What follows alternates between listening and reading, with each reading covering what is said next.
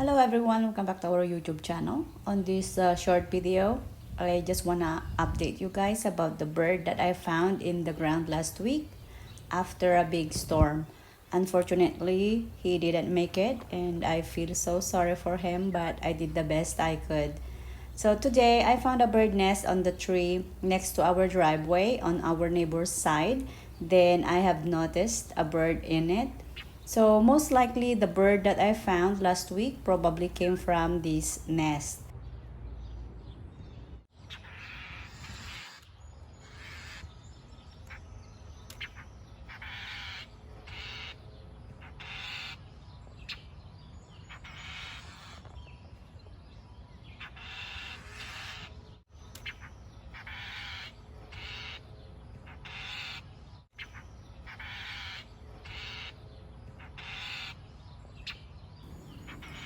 I would say this bird is 1 week old.